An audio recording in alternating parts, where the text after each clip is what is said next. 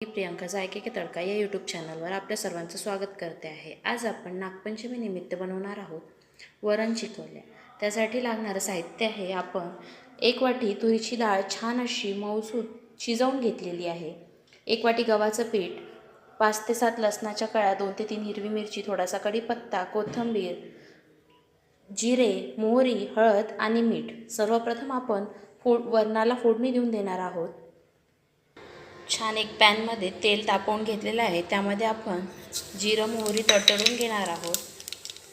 छोटा छोटा कट केलेला लसूण, हिरवी मिरची आणि कढीपत्ता टाकून घेणार आहोत।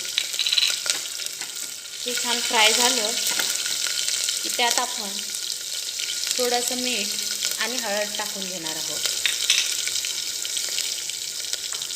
फोडणी तडतडली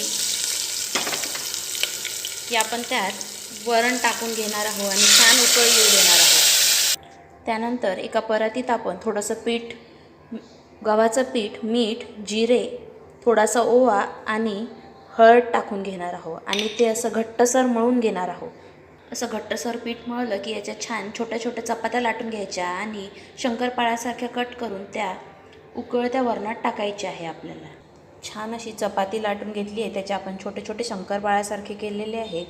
हे सगळं उकळत्या वरणात आपण टाकून घेऊया आणि 10 ते 15 मिनिटं एक छान शिजू द्यायचे।